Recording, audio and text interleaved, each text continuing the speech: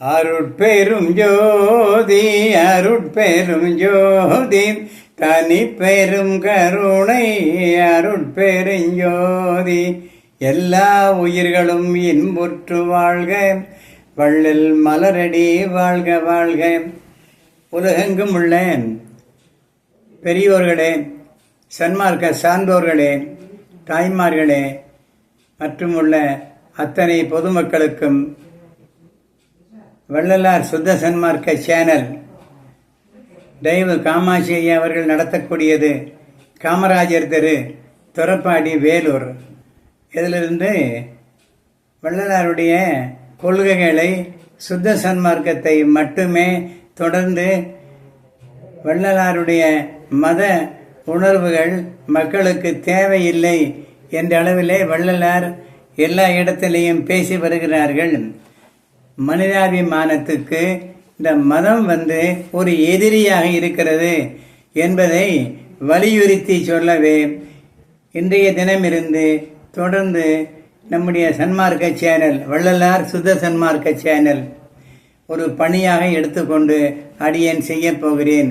ஏனென்றால் வள்ளலார் சொல்லியபடி உள்ள சுத்த சன்மார்க்கத்தை சன்மார்க்க சங்கங்கள் முழுமையாக கடைபிடித்து நடக்கவில்லை. அவரவர்கள் சௌரியத்திற்கு வள்ளலார் சொன்னதையும் சொல்லாததையும் சேர்த்து ஏதோ ஒரு சன்மார்க்கத்தை நடத்தி அருளுக்கு பாடுபடுவதை தவிர்த்து பொருளுக்கு பாடுபட்டு வருவதை நாம் எல்லோரும் அறிவோம். எப்படி பக்தி மார்க்கத்திலே கோயில் குளங்கள் இன்றைக்கு பெரிய வணிக வளாகங்களை மாறிவிட்டதோ, அதை போல சாதாரணமான முறையிலே வடலூருக்கு வந்த அநேக அன்பர்கள் அன்னதானம் செய்கிறேன் என்ற பெயரிலே வசூல் செய்து தொடர்ந்து நானுடைய 50 வருஷ அனுபவத்திலே வடலூரில் உள்ள அநேக சாமியார்களை வந்தவர்களை பார்த்திருக்கிறேன். அருள் நாட்டம் கொண்டு வள்ளல் பெருமான் இரவாமையை எல்லா உயிர்களும் பெற்றுக்கொள்ள வேண்டும் என்ற பெரிய நோக்கத்தோடு உலகிலே உள்ள எல்லா உயிர்த்திரல்களும் சன்மார்க்கத்தை அடைந்து சாகா நிலையை பெற வேண்டும் என்று ஒரு பெரிய மாற்றத்தை உலகத்தில் ஏற்படுத்திட முயன்ற வள்ளலார் கொள்கையை, அவர் சொன்னதை சரியாக கடைபிடிக்காமல் மத சன்மார்க்கமாகவே சங்கங்கள் நடந்து வருகிறது. சாதாரணமான முறையிலே வடலூருக்கு வந்த எனக்கு தெரிந்து நான் ஒரு 50 ஆண்டுகளாக வடலூரிலே தொடர்பு வைத்திருக்கிறேன். அநேக சாமியார்களை பார்த்திருக்கிறேன். அவர்களெல்லாம் சாதாரணமான எளிய முறையிலே வந்தவர்கள்தான். அன்னதானம் செய்கிறேன் என்ற பெயரிலே பணங்களை வசூல் செய்து அவரவர்கள் சொத்து சுகங்களை சேர்த்து கட்டடங்களை கட்டி கொண்டு அதற்கு வாரிசாக தங்கள் உறவினர்களையே நியமித்து இன்று நடந்து கொண்டு வருகிற இந்த செய்தியானது எல்லோரும் அறிந்ததே, வடலூர் மக்களுக்கும் தெரிந்ததே. ஆகையினாலே அவர்களால் சுத்த சன்மார்க்கத்தை நடத்த முடியாது. ஏனென்றால் மதங்கலந்த சன்மார்க்கம் அதை வளர்த்துவிட வள்ளலார் வரவில்லை. அகத்து கருத்து புறத்து வெளுத்திருந்த உலகர் அனைவரையும் சகத்தே திருத்தி சன்மார்க்க சங்கத்தை அடைவித்திட வந்தவர் வள்ளலார். ஆனால் அவர் கொள்கையை முழுமையாக கடைபிடித்து ஒருவரும் பெற்றுக்கொள்வதற்கும் ஆளுவில்லை. நம்மாலும் அது முடியாது என்பது தெரியும். இருந்தாலும் ஒரு முயற்சியாவது செய்து அருளுக்கு பாடுபட வேண்டும் என்ற அந்த எண்ணம் இல்லாமல் பணம் வசூல் செய்ய அவரவர்கள் ஒரு கோஷ்டியை கையிலே வைத்து கொண்டு ஆங்காங்கே தனக்கென ஒரு கூட்டத்தை வைத்து கொண்டு பணத்தை மாதம் மாதம் வசூல் செய்து என்னென்னவோ செய்து கொண்டிருப்பதை எல்லோருமே அறிவார்கள். அவர்களை யாரும் திருத்த முடியாது. அருளிச்சை போய்விட்டது, பொருளிச்சை வந்துவிட்டது. கட்டடங்களாக நிறைய கட்டி கொண்டிருக்கிறார்கள். நிறைய சொத்து சுகங்களை வாங்கி போட்டு விட்டார்கள். அதற்கு காவலாக தன் உறவினர்களை வைத்திருப்பதை நானும் ஒரு 50 ஆண்டு கால அனுபவத்திலே நிறைய பேரை பார்த்துவிட்டு மனம் சங்கடப்பட்டுத்தான் சொல்லுகிறேன். வடலூரில் உள்ள தர்மசாலையை பலப்படுத்த வேண்டும். அங்கே 24 மணி நேரம் சாப்பாடு போடும்படியான ஒரு பெரிய ஏற்பாடுகளை செய்வதுதான் நலமானது. பார்வதிபுரத்து மக்கள் அதை உணர்ந்து கொண்டு இதுவரைக்கும் வந்த சாமியார்கள் யாராவது தர்மசாலையை தனியாக நடத்துவதற்கு இவர் அனுமதி கொடுத்ததினாலே தானே ஒவ்வொருவரும் ஒரு தர்மசாலையை நடத்துகிறார்கள். அங்கொன்று இங்கொன்று இங்கொன்று என்று வடலூரில் உள்ள ஒவ்வொரு முக்கியமான இடத்திலையும் தர்மசாலை நடத்துகிறேன் என்ற பெயரிலே நிறைய பேர் வசூல் செய்கிறார்கள். அதன் தை மாசம் பிறந்து வென்றால் யார் எவர் என்று தெரியாமலே கோஷையாக நிறைய பேர்கள் ஊருக்கு வந்து நாங்கள் வடலூரில் அன்னதானம் செய்கிறோம் என்று வசூல் செய்கிறார்கள்.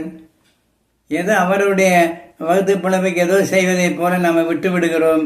இப்படியெல்லாம் இருந்தால் சுத்த சன்மார்க்கம் வள்ளலார் கண்ட கனவு அவர் ஏற்படுத்தி கொண்ட ஸ்தாபனத்துடைய வளர்ச்சி தடைபடும் என்ற ஆதங்கத்தினாலே சொல்லுகிறேன். மற்றபடி யார் மீதும் குறை சொல்ல வேண்டும் என்ற எண்ணம் இல்லை. வள்ளலார் மதங்களுக்கு எதிரி. ஆனால் இன்று அந்த மத சன்மார்க்கமே கொடிகட்டி பறக்கிறது. மனித நேயத்தை இந்த மதங்கள் அறவே ஒழித்து விட்டது. ஏற்றத்தாழ்வு உள்ள ஒரு செய்திகளையே மதங்கள் பேசுகிறது, சொல்லுகிறது. கோயில் குளங்களிலே இருக்கக்கூடிய வேற்றுமைகள் அளவு கடந்தது. இதையெல்லாம் விரிவாக எடுத்து பேசினால் பகைமை ஏற்படும். அப்படி நான் பேச வரவில்லை. ஆலோசனை செய்து பார்த்து பேருற்ற உலகில் ஒரு சமய மத நெறியெல்லாம் சிறுபிள்ளை விளையாட்டு என்று வள்ளலார் சொன்னதை மட்டும் இந்த 4 வரிகளை மனதிலே போட்டு கொண்டாலே இப்பொழுது நடைபெறுகிற கோயில்கள், சடங்குகள், சாங்கியங்கள் அத்தனையும் சிறுபிள்ளை விளையாட்டு, ஒரு 10 பைசாவுக்கு பிரயோஜனம் இல்லை என்பதை வள்ளலார் கருத்து. ஆகையினாலே நீ சென்று மகனே மேலும் மேலும் இந்த மாதிரி மதமார்க்கம் பரவாமல் தடுத்து சுத்த சன்மார்க்க நிலைக்கு நீ கொண்டு வர வேண்டும். நீ என் மகன் ஆனதாலே உன்னிடத்திலே சொல்லி உன்னை அனுப்புகிறேன் என்று வள்ளல் பெருமான் வள்ளலாரை உலகத்துக்கு அனுப்பினார்கள். இது எல்லோருக்கும் தெரிந்தது. அப்படிப்பட்ட மிகப்பெரிய ஞானியாகிய யமனை என்னவென்று கேட்டு எட்டி நிற்க சொன்ன வள்ளல் பெருமான் சீடர்கள் அருளுக்கு ஆசைப்பட்டு அதை அடைய வேண்டும் என்ற நோக்கத்தில் தான் வருகிறார்கள். வந்த பிறகு கொஞ்சம் பொருள் சேர்ந்த பிறகு அந்த பொருளாசையினாலே, மண்ணாசையினாலே, பெண்ணாசையினாலே எல்லோருமே ஈடுபட்டு அந்த வந்த நோக்கத்தை மாய்கை மறக்கடிக்க செய்து விடுகிறது. ஆகையினாலே அவர்களும் மனிதர்கள்தான். மறுபடியும் அருளிசைக்கு வருவது ரொம்ப கடினம் என்று சொல்லி சிலர் குடும்பமாக குடியிருக்கிறார்கள். சிலர் தனிப்பட்ட முறையிலே வந்து ஏதோ தங்களால் முடிந்ததை வசூல் செய்து அன்னதானம் செய்கிறார்கள். அவர்களும் சொத்து சேர்த்து கொள்கிறார்கள். அதை பாதுகாப்பதற்கு தங்கள் சொந்தக்காரர்களை வைத்திருக்கிறார்கள். இது எல்லாம் தெரிந்தது. ஆகவே வெளியே உள்ள சன்மார்க்க சங்கத்தார்கள் அவரவர் ஊரிலே சன்மார்க்க சங்கத்தை ஸ்தாபிதம் செய்து பல்லாயிரக்கணக்கான சங்கங்கள் தமிழ்நாட்டில் இன்று இருக்கிறது. ஆகையினாலே அந்த சங்கங்களில் இருக்கக்கூடிய நியாயவான்கள், பெரியோர்கள், அறிஞர் பெருமக்கள் வள்ளலாருடைய சுத்த சன்மார்க்கத்தினுடைய கொள்கையை முன்னெடுத்து செல்ல வேண்டும் என்று பணிவோடு கேட்டுக்கொள்கிறேன். ஆகையினாலே நேற்று இந்த மதங்களானது தமிழ்நாட்டுக்குள் எப்படி வந்தது என்றதை நேற்று பேசினோம். அதனுடைய தொடர்ச்சியாக இன்றைக்கு சில செய்திகளை நாம் அதை எடுத்து சொல்லுவோம். இப்படி சமய மதங்களெல்லாம் பவநெறி என்று, பவநெறி என்றால் பிரயோஜனம் இல்லாது, பாவமானது, உபயோகம் இல்லாதது, ஒரு பலனும் இல்லாது பவநெறி, பலனில்லாத நெறிகள் என்று வள்ளல் பெருமானுக்கு இறைவன் உணர்த்தி, மகனே நீ சுத்த சன்மார்க்க பணி செய் என்று இறைவன் கட்டளையிட்டதாக ஒரு தலைப்பிலே வள்ளலார் பாடியிருக்கிறார். நாம் அத்தனை பேருக்கும் அறிவோம். வள்ளலார் வந்த நோக்கம் மத மார்க்கங்களிலிருந்து, மூட நம்பிக்கையிலிருந்து மனிதனைகளை பிரித்தெடுத்து சுத்த சன்மார்க்கமாகிய சாகா கல்விக்கு கொண்டு வந்து அவர்கள் எல்லாம் தேற்றி மூட நம்பிக்கையை கொஞ்சம் கொஞ்சமாக குறைத்து நல்ல நிலைமைக்கால் உயர்த்த வேண்டும் என்ற பெரிய கொள்கையோடு வந்தவர். ஆகையே சன்மார்க்கத்தினுடைய வளர்ச்சி இந்த மதங்களினாலே தடைபட்டு நிற்கிறது என்பதைத்தான் நேற்று வலியுறுத்தினோம். இன்றைக்கும் அதைத்தான் சொல்லுகிறோம், இனிமேலும் அதைத்தான் சொல்லுவோம். ஏனென்றால் இந்த மதங்கள் இருக்கிற வரை சன்மார்க்கம் வளராது. கோயில் குளங்களிலே செய்கிற சாங்கியங்களும் கோயில் குளங்களிலே இருக்கிற சிலைகளும் நம்மால் செய்யப்பட்டவை. ஆனால் நாமோ எலும்பு, சதை, இரத்தம் இப்படிப்பட்ட உடல் உறுப்புகளை கொண்டு இறைவன் அருளாலே தாயும் தந்தையும் கலந்த போது ஏற்பட்ட விந்து சத்தினாலே சுக்கிர சுரோதயத்தினுடைய ஒரு கலப்பினாலே பிறந்த ஒரு கூற்று குடல். சிவமும் நாமே, சக்தியும் நாமே, சக்தியும் சிவமும் சேர்ந்த இந்த உடல் நம்முடைய உடல். நம்மிடத்திலே ஜீவன் இருக்கிறது, நமக்கு பசி எடுக்கிறது, நமக்கு எல்லா விவரமும் தெரிகிறது, நோய் வருகிறது, அதை நிவர்த்தி செய்கிறோம், அறிவு இருக்கிறது. ஆனாலும் அந்த கோயிலுக்கு போனால்தான் இது சௌரியமாகும் என்ற ஒரு மூட நம்பிக்கையை ஆதிகாலந்தொட்டு 6000 ஆண்டுகளாக ஆரியர்களாலே கோயில்களிலே வைக்கப்பட்டிருக்கிற எல்லா சிலைகளுக்கும் கும்பாபிஷேகம் அது இது என்று சொல்லி நாளுக்கு ஒரு திருவிழாவை நாடோறும் நடத்தி அடி அடி என்று அடித்து நம்மளை எல்லாம் வேடிக்கை பார்க்க வைத்து உண்மையான கடவுள் எது, நீர், நிலம், நெருப்பு, காற்று என்ற பஞ்சபூத சக்தி என்பதை வெளியே சொல்லாமல் அந்த கடவுள் எல்லாம் மொத்தமாக வானத்திலே குடியிருக்கிறார்கள். ஒரு கடவுளுக்கு சத்தியலோகாதிபதி என்று பெயர், இன்னொரு கடவுளுக்கு அவர் சிவபெருமான் என்று பெயர், இன்னொரு கடவுளுக்கு நாராயணர் என்று பெயர். இவங்களெல்லாம் கூட்டமாக குடும்பத்தோடு மேலே வாழ்கிறார்கள் என்றெல்லாம் கதைகளிலே சொல்லி புராண கதைகளிலே எழுதி வைத்த அத்தனையும் பொய்யானது என்பதை வள்ளலார் வேத ஆகம புராணங்களில் உள்ள செய்திகள் அத்தனையும் பொய் என்று 6ஆம் திருமுறை வசன பாகத்திலும் உபதேச குறிப்பிலும் பாடல்களிலும் நிறைய சொல்லி இருக்கிறார்கள். ஆனால் நாமோ வசன பாகத்தை திருப்பி கூட பார்ப்பதில்லை. அதில் உள்ள செய்திகள் எல்லாம் நல்ல செய்திகள். அப்பர் சுந்தரர், மாணிக்க வாசக பெருமான் இவர்களை பற்றி சொல்லும்போது வள்ளலார் குறைவாக சொல்லவில்லை, நிறைவாக சொல்லுகிறார். இவர்களெல்லாம் ஒரு தத்துவங்கள். அந்தந்த தத்துவங்களை அனுஷ்டித்து வந்தால் அவர்களுடைய பெற்ற பேட்டினை பெறலாம், ஆனால் இறைவாமையை பெற முடியாது என்று விளக்கமாக சொல்லியிருக்கிறார்கள். அவர் யாரையும் குறைத்து சொல்லவில்லை. இந்த கதை இவைகளெல்லாம் உண்மையிலே உலகத்திலே பூமியிலே பிறந்து வளர்ந்த மக்கள் அல்ல, இவர்களெல்லாம் தத்துவங்கள்.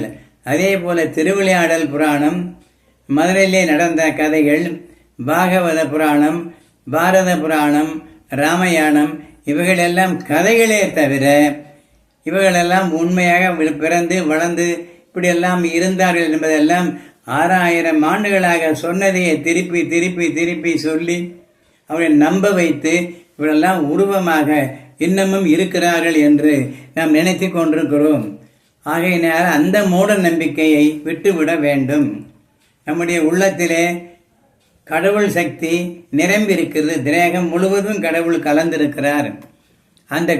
அந்த கடவுள் சக்தியை நாம் மனசை ஒருமைப்படுத்தி புருவ மத்தியில் மனம் வைத்து ஒவ்வொருவரும் தியானம் செய்தால் நமக்கு அந்த சக்தியை, அந்த அருளை இறைவன் கொடுப்பார்கள். வள்ளல் பெருமான் 50 ஆண்டு காலம் வரைக்கும் சென்னையிலே வாழ்ந்தார்கள். பெரிய புலவராக இருந்தார்கள். மிகப்பெரிய பாடல்கள் எல்லாம் பாடினார்கள். எல்லா கோயிலுக்கும் சென்று வந்தார்கள்.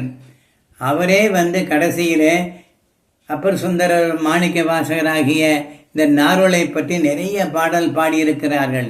இங்கே வடலூர் பகுதிக்கு வந்த பிறகு மனமாற்றம் ஏற்பட்டு புரட்சி துறவியாக மாறி நல்ல பல கருத்துக்களை, அறிவு ஒப்புக்கொள்ளும்படியான செய்திகளை மக்களுக்கு அவரே சொல்லுகிறார் என்றால் அது எப்படி பொய்யாகும்?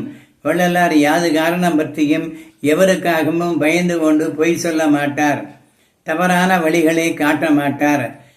ஆகையினாலே பேருற்ற உலகிலொரு சமய மத நெறியலாம், பேய் பிடிப்புற்ற பிச்சி பிள்ளை விளையாட்டு, ஒரு பயனும் இல்லாதது.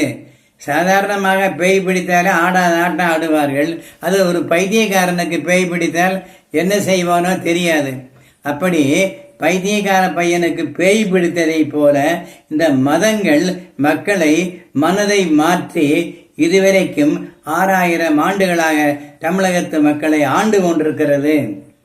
உருவமில்லாத கடவுளுக்கு உருவத்தை இருப்பதாக கற்பித்து எத்தனையோ கடவுள் ஆயிரக்கணக்கிலே உற்பத்தி செய்து அங்கங்கே கோயில் கட்டி அங்கங்கே அந்த தெய்வம் நமக்கு ஏதாவது செய்யும் என்று காத்து கொண்டு அதன் மேல் பாரத்தை போட்டுவிட்டு அறியாத பாமர மக்கள் கடவுள் நம்மை காப்பாற்றுவார் என்று நினைத்து கொண்டிருக்கிறார்கள். நீரும் நெருப்பும் காற்றும் தான் உண்மையான கடவுள். பஞ்சபூத சக்திகள் தான் உண்மையான கடவுள். அந்த பஞ்சபூத சக்திகள் தான் நம் உடம்புக்குள்ளே இருந்து நம்மை காப்பாற்றுகிறது. இந்த உண்மையை நாம் புரிந்து கொள்ள வேண்டாமா? நாமே ஒரு பொம்மையை செய்து அதுக்கு குளிப்பாட்டி, உதாரணமாக ஏதோ ஒரு பக்கம் ஒரு குழி தோண்டும் போது ஒரு சிலை கிடைக்கிறது. உடனே அந்த சிலையை தூக்கி அங்கே ஒரு பக்கத்தில் வைத்து அதுக்கு சூட சாம்பிராணி காட்டி உடனே குருமார்கள் எல்லாம் வரவழைத்து அங்கே ஒரு கோயில் கட்டி விடுகிறார்கள். அங்கே ஒரு சக்தி இருக்கிறதாக நினைக்கிறார்கள். இதெல்லாம் இல்லை, இதெல்லாம் மூட நம்பிக்கை என்று தெளிவுபட உபதேச குறிப்புகளில் வள்ளலார் தத்துவங்கள் அதன் விளக்கங்கள் ஒவ்வொன்றுமாக தொடர்ந்து சொல்லி வருகிறார்கள். இந்த செய்திகளைத்தான் சன்மார்க்க சங்கத்து அன்பர்கள் சன்மார்க்க சங்கத்திலே உபதேச குறிப்புகளை படித்து எடுத்து விளக்கி சொல்ல வேண்டும். அதை சொல்லாமல் காட்டக்கட்டு மலையை கட்டு என்று ஏதாவது பேசி சன்மார்க்கத்திலே ஒரு அங்கம் சத்விசாரமும் பரோபகாரமாக அன்னதானம் செய்தலும் அது ஒரு பகுதி. குருடர் கண்ட யானையைப் போல என்று ஒரு பாடல் வருகிறது. தும்பிக்கை தொட்டு பார்த்த இதுதான் யானை என்று சொன்னது போல காலை தொட்டு பார்த்தவன் யானை தூண் போல இருக்கிறது என்று சொல்ல, இப்படி ஆளாளுக்கு குருடர்கள் இதுதான் யானை என்று சொல்லி அவரவர்கள் தொற்று தழுவி பார்த்ததை கண்ணில்லாத குருடர்கள் நம்புவதைப் போல இதுதான் மீனாட்சி அம்மன், இதுதான் காமாட்சி அம்மன், இதுதான் இந்த அம்மன் அந்த அம்மன் என்று ஒரு பெயரை வைத்து கோயிலை கட்டி அது நமக்கு ஏதாவது கொடுக்கும் என்று அதற்கு ஆடு பலி கோடி முதல்வை எல்லாம் பலியிட்டு சில சைவ கோயிலும் இருக்கிறது. இப்படியான ஒரு பலி வாங்கக்கூடிய துஷ்ட தேவதைகளை வைத்து வணங்கக்கூடிய அந்த கோயில்களும் இருக்கிறது. சைவ கோயிலானாலும் சரி, உயிர் பலி வாங்கக்கூடிய கோயிலானாலும் சரி, எந்த தெய்வமும் எதுவும் எனக்கு நீ செய் என்று கேட்டதில்லை. எந்த தெய்வமும் எனக்கு கோயில் கட்டி என்று சொன்னதும் இல்லை. இப்படி சொன்னதாக சொல்லப்படுகிற கதைகள் எல்லாம் அத்தனையும் கற்பனையே. ஆகையினாலே இதையெல்லாம் விடுத்து மகனே நீ சன்மார்க்க பணி செய் என்று இறைவன் கட்டளை இட்டதாக வள்ளலார் சொல்லி இருக்கிறார்கள். சமய மதங்கள் பவநெறி, சன்மார்க்கம் ஒன்றே சிவநெறி. பயனற்ற சடங்குகள் பவநெறி, பசிக்கு உணவு இடுதல் பயன் நெறி. மக்களுக்கு பசிக்கு உணவிடுதல் ஒரு பயனுள்ள நெறி. அந்த நெறி அந்த மார்க்கம் சுத்த சன்மார்க்கம். சமய மத நெறி விடுத்து சன்மார்க்கம் உலகில் பரவிட சமய மதங்களின் மூலம் சனித்த சதியே சாதி என்பது. இந்த சமய மதங்களில் அவை ஈன்றெடுத்தது, அவைகளுக்கு உற்பத்தியானது, அவைகள் கொடுத்தது சமய மதங்களின் மூலம் சனித்த சதியே சாதி என்பது. சனித்து என்பது பிறந்த சதி, சாதி என்பதே ஒரு பெரிய சதி. எந்த சாதியும் ஆண் சாதி பெண் சாதியை தவிர வேறு எந்த சாதியும் இல்லை என்பது பழைய காலத்து தமிழ் மக்கள் நம்பிக்கை. அதை போக்கடித்து விட்டது சமய நெறிகளை கொண்டு வந்து சேர்த்ததும் ஆரிய கூட்டம். 6000 ஆண்டுகளாக நாம் நேற்று பேசியதை போல 6000 ஆண்டுகளாக நம்முடைய தமிழ்நாட்டிலே தமிழ் மக்களிடத்திலே சமய மதங்களை நெறிகளை புகுத்தி புகுத்தி புகுத்தி ஒரு சாரார் மதங்களை வளர்த்து கொண்டு வருகிறார்கள். சமயம் மதம் கலந்த சதி. சமயம் என்பது மதம் கலந்த சதி. அந்த மதம் ஒரு பெரிய பேய். அந்த பேய் பிடித்து விட்டால் கடைசி வரைக்கும் அவனை விட்டு சாகிற வரைக்கும் போகாது, செத்த பிறகும் போகாது. செத்த பிறகு மாசம் வந்து உங்கள் அப்பனுக்கு திதி கொடுக்குறோம், அங்கே அது மேலோகத்துக்கு போய் சேரும் என்று சொல்லி சம்பந்தப்பட்ட நபர்கள் ஒவ்வொரு வீட்டில் வந்து மாதம் கலெக்ஷன் செய்கிறார்கள். அட்வான்ஸாக தபால் போடுவார்கள்.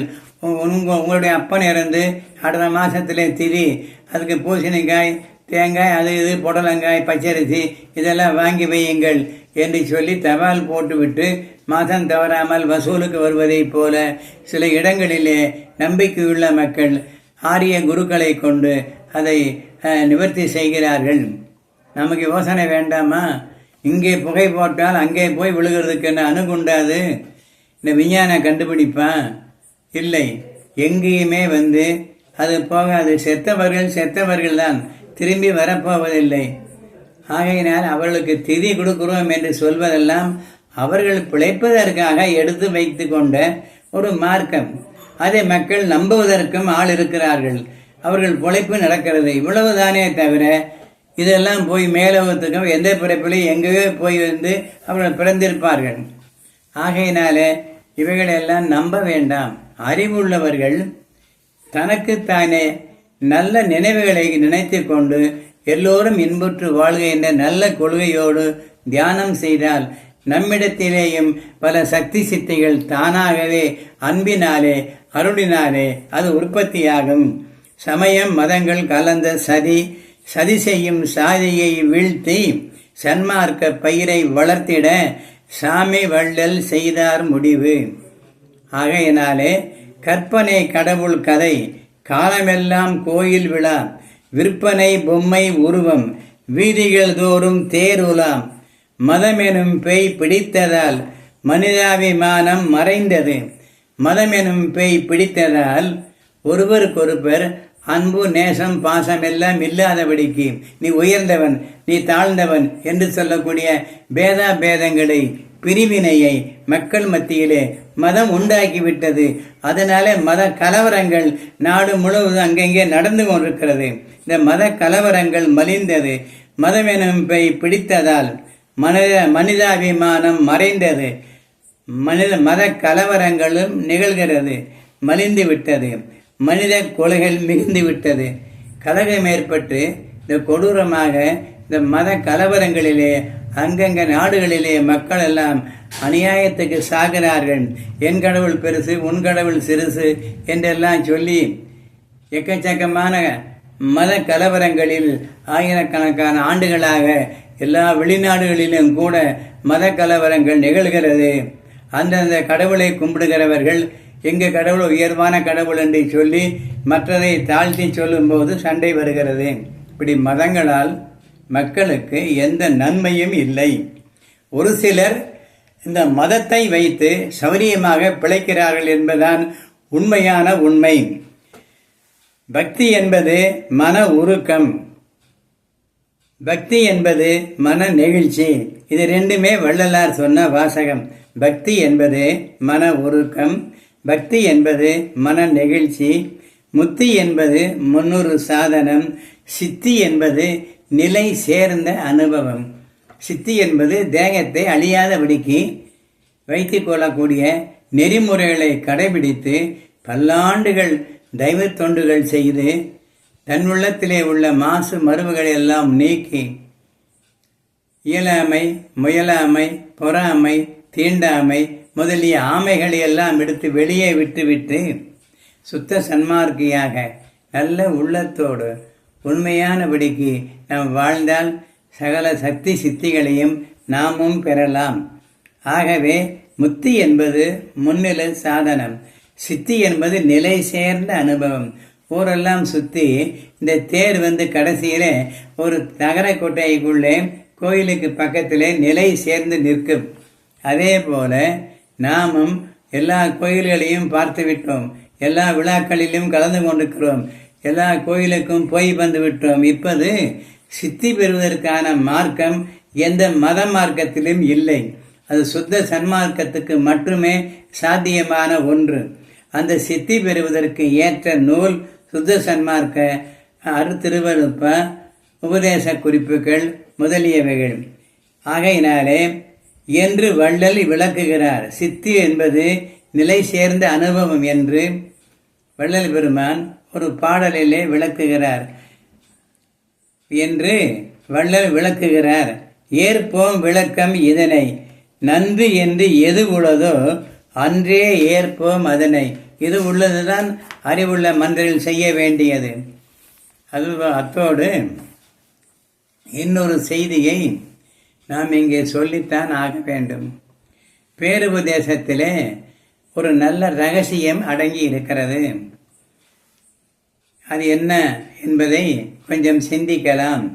ஸ்ரீமுக வருஷம் ஐப்பசி மாதம் 4ஆம் தேதி புதன்கிழமை பகல் 8 மணிக்கு மேட்டுக்குப்பம் சித்திவளாக திருமாளிகையில் முதல் சன்மார்க்க கொடியை வள்ளல் பெருமான் கட்டி கொள்கிறார்கள். அங்கு கூடியிருந்த மக்களிடத்திலே ஒரு நீண்ட சொற்பொழிவாற்றுகிறார்கள். அந்த நீண்ட சொற்பொழிவே பேருபதேசம், பெரிய சொற்பொழிவு என்று அதற்கு பெயர். இந்த பேருபதேச பெரிய சொற்பொழிவே வள்ளலார் சன்மார்க்கிகளுக்கு எழுதி வைத்த உயிலி என்று எடுத்துக்கொள்ளலாம். அதற்கு முன் எது சொல்லியிருந்த போதிலும் அவர் கடைசியாக மக்களுக்கு சொன்ன பேருபதேசத்திலே உள்ள செய்திகள் மட்டுமே உயிலாகும். நம்ம அதை எடுத்து கடைபிடித்து நடந்து கொள்ள வேண்டியது நம்முடைய கடமை. இந்த பேருபதேசத்துக்கு பிறகு வள்ளல் பெருமான் இவ்வளவு பெரிய நீண்ட சொற்பொழிவை எங்கேயும் செய்யவில்லை. இதில் சன்மார்க்க கொடியின் ரகசியம் சொல்லுகிறார். சன்மார்க்க கொடியை உதாரணம் காட்டி சைவ வைணவ புராண கதைகளுக்கு மூலம் நம்முடைய உடம்புதான் என்ற உண்மையை விளக்கி 423ஆம் பக்கம் முதல் 427ஆம் பக்கம் வரை உபதேச குறிப்பில் சொல்லி இருக்கிறார்கள். அதையெல்லாம் நீங்கள் அந்த உரைநடை பகுதியை விவரமாக படித்து பார்த்து 1க்கு 3 தரம் படித்து அந்த உண்மையை நாம் புரிந்து கொள்ள வேண்டும். ஏன் நமக்கு இதை சொல்லுகிறார்? சொல்லாமலே விட்டிருக்கலாம் அல்லவா? நாம் இப்படியே இருந்து விட்டு போயிருக்கலாமே. ஆனாலும் வள்ளல் பெருமான் இந்த மதங்கள் அது பிறந்த மூலம் எது, சன்மார்க்க கொடி எப்படி நான் உடம்பிலிருந்து எடுத்து இந்த கொடிமரத்தை இப்பொழுது கட்டினேனோ அதே போல் ஒரு நரம்பு ஏறவும் இறங்கவும் இருப்பது கொடிமரம். புருவமத்தில் இருக்கிற சவ்வு அது மேலே மஞ்சளும் கீழே வெள்ளையுமாக இருக்கிறது. இந்த ஏறி இறங்கக்கூடிய கொடிமரத்துக்கு நரம்புகள், இந்த நாடி நரம்புகள் தான் சன்மார்க்க கொடி என்று விளக்கமாக சொல்லி இருக்கிறார்கள்.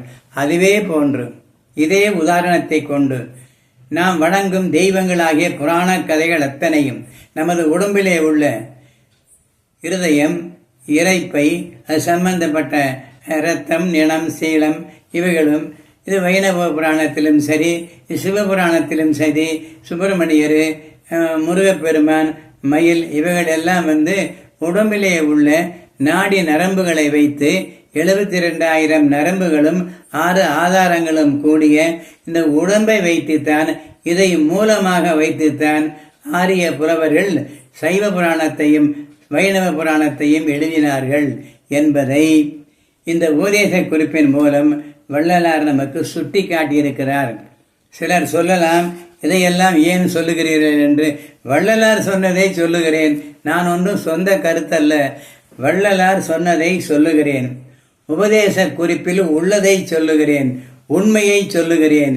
இதை படித்து நமது மத மார்க்கமாகிய கடவுள்கள் விஷ்ணு, பார்வதி, பரமசிவன், மயில்வாகனம், சிவபெருமான், சுப்பிரமணியர் இவைகளெல்லாம் ஒரு தத்துவங்களே தவிர இந்த உடம்புக்குள்ளே உள்ள நாடி நரம்புகளுக்கு சைவ வைணவ புலவர்கள் ஒவ்வொரு பெயரை வைத்து ஒரே ஆரியர் கூட்டம் அவர்களுக்குள்ளே சைவமாகவும் அப்புறம் வைணவமாகவும் இரு பிரிவாக பிரித்து அவர்கள் வாழ்வதற்காக வயிற்று பகுதியை எடுத்துக்கொண்டு வைணவ புராணம் எழுதியிருக்கிறார்கள்.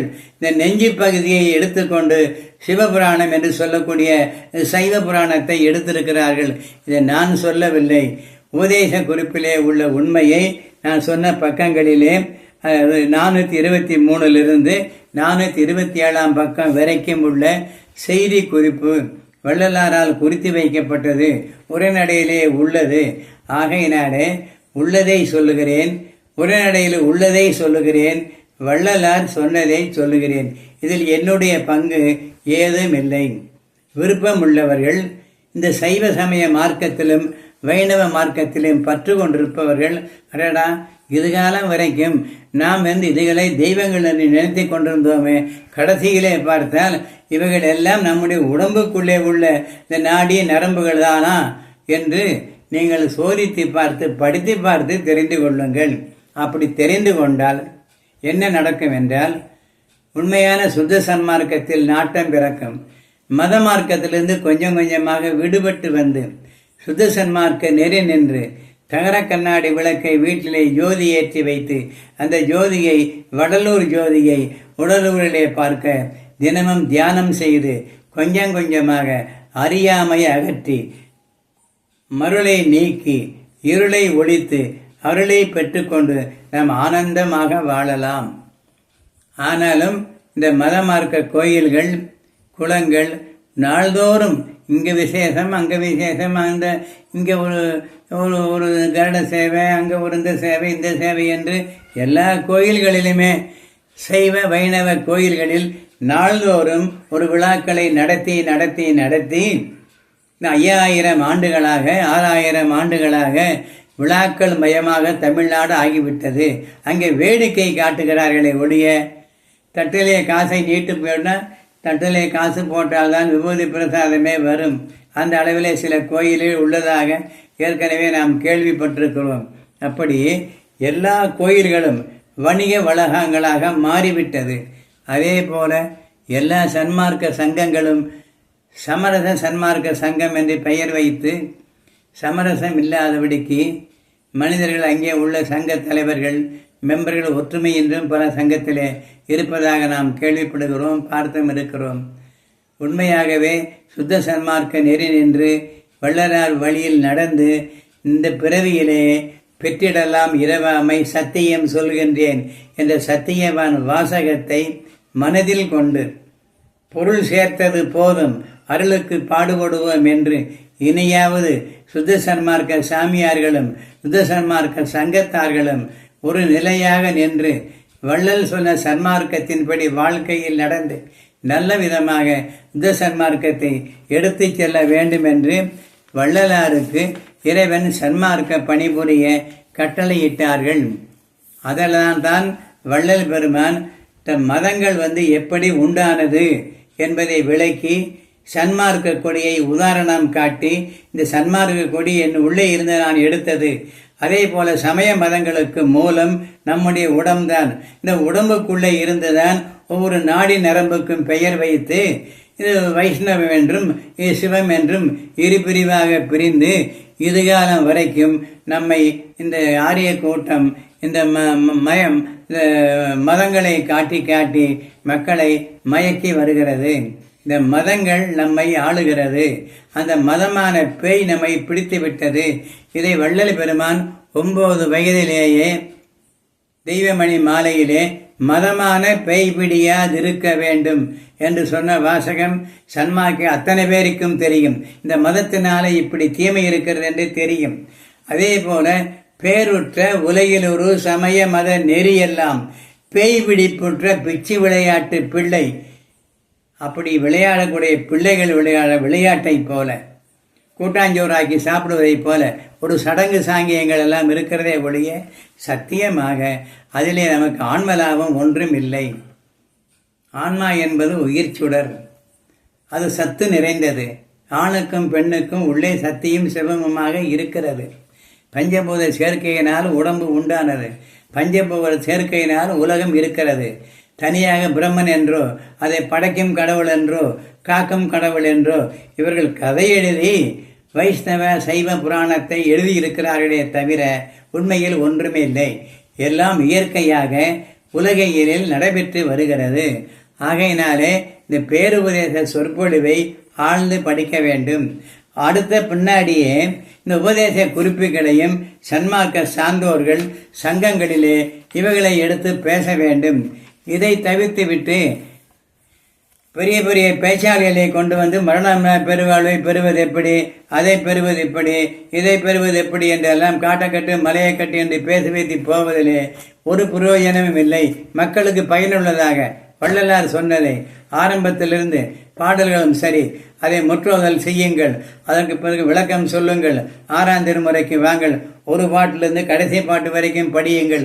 வள்ளலார் எழுதிய கடிதங்கள், 4 விண்ணப்பங்கள், அதன் பிறகு அருள் நெறி, மற்ற செய்திகள் எல்லாவற்றையுமே ஒரு வரி விடாமல் ஒவ்வொரு சங்கத்திலும் தொடர்ந்து சங்க தலைவர்கள் முன்னின்று மக்களுக்கு படிக்க செய்து இவர்களே முன்னோடியாக இருந்து இந்த சன்மார்க்கத்தை வளர்த்தால் வள்ளல் கண்ட கனவு எல்லா உயிரும் இன்புற்று வாழ்க என்றும் மூட நம்பிக்கை ஒளிந்து நல்ல அறிவாளிகளாக சந்தோஷமாக மரணமில்லா பெருவாழ்வை நாமும் பெறலாம் என்ற நம்பிக்கையோடு எல்லோரும் வாழ்வோம், வாழ வேண்டும்.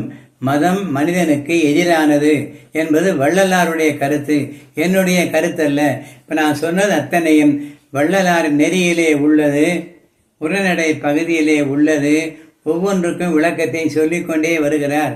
குண்டோதரனுக்கு அன்னமிட்டது அதுக்கு ஒரு விளக்கம் சொல்லியிருக்கிறார். மூக்கறுத்தது சரஸ்வதியை, அதுக்கு ஒரு விளக்கம் சொல்லியிருக்கிறார். இப்படி ஒவ்வொரு தத்துவங்களுக்கும் வள்ளலார் விளக்கங்களை நூற்றுக்கணக்காக எழுதியிருக்கிறார்கள். இதையெல்லாம் தான் படித்து நாம் தெரிந்து கொள்ள வேண்டும். வெறுமனே அங்கங்கே வசூல்கள் சங்கங்களை நடத்துவதும் சாப்பாடு போடுவதும் சன்மார்க்கத்திலே ஒரு பகுதி, அது மொத்தமும் ஆகாது. ஆகையினாலே சன்மார்க்க சார்ந்தோர்கள், நன்மையை விரும்பக்கூடியவர்கள், அறியாமை அகற்ற வேண்டும் என்று எண்ணுகிறவர்கள், பெரியவர்கள் சன்மார்க்கத்தை வள்ளலார் எப்படி நடத்த சொல்லியிருக்கிறார் என்பதிலிருந்து தொடர்ந்து சுத்த சன்மார்க்கமே இந்த உலகத்தில் மக்களை போரும் பூசலுமின்றி அன்பு மயமாக அருள் மயமாக கலவரமில்லாதபடிக்கு நல்ல விதமாக வாழ வைக்கும் என்ற உண்மையை புரிந்து அதன்படி நடந்து நாமும் வாழ்வோம், பிறரையும் வாழ வைப்போம். யாரையும் குறை சொல்வதற்காக நான் சொல்லவில்லை. என்று சன்மார்க்கம் இருக்கிற நிலைகளும் வடலூரில் இருக்கக்கூடிய சாமியார்கள் எந்த அளவில் இருந்து வசதியாக வாழ்கிறார்கள் என்பதையும் உங்களுக்கு தெரியும். இந்த சொத்தெல்லாம் மக்களுடைய சொத்து, அங்கங்கே வசூல் பண்ணி கொண்டு வந்தது தானே ஒழிய எந்த சாமியாரும் தன் சொந்த பணத்தை கொண்டு வடலூருக்கு வரவில்லை. எல்லாரும் கூட்டு மாறி ஒரு ஊரில் சங்கம் இருக்கிறது என்றால் ஒருவர் நடத்த முடியுமா? எல்லோரும் சேர்ந்து சங்கத்தை நடத்துகிறார்கள்.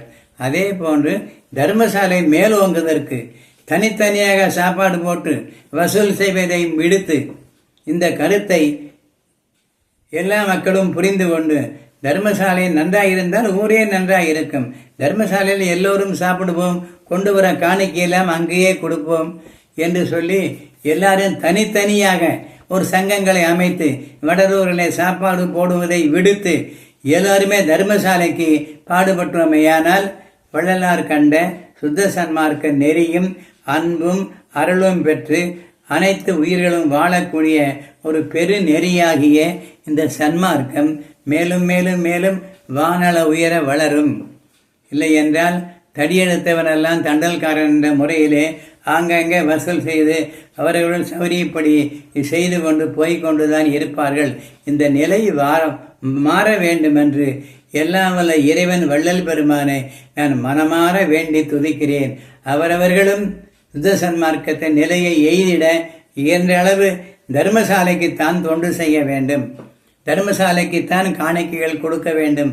தர்மசாலை ஓங்கி வளர்ந்தார் உலகமே ஓங்கி அன்போடும் பண்போடும் அருளோடும் வளரும் என்று சொல்லி இந்த சொற்பொழிவை இதோடு நிறைவு செய்து நாளைக்கு வேறொரு தலைப்பிலே, அதாவது 4 விண்ணப்பங்களுக்கு அல்லவா, அந்த 4 விண்ணப்பங்களையும் நாம் படிப்போம். அடுத்தவர்களுக்கு சொல்லுவதை விட நான் சன்மார்க்கத்தில் இருக்கக்கூடிய ஆரம்பத்திலிருந்து 6ஆம் திருமுறையிலிருந்து நாளை மறுநாளிலிருந்து தொகுத்து எடுத்து ஒவ்வொரு பகுதியிலும் இந்த சுத்த சன்மார்க்க விண்ணப்பம் என்ன சொல்லுகிறது, வள்ளலார் எழுதிய கடிதங்களில் என்ன உண்மை இருக்கிறது, அருள்நெறி என்பது என்ன என்பது போன்ற விஷயங்களை முடிந்த அளவுக்கு நான் அதை சொல்வதற்கு விருப்பப்படுகிறேன்.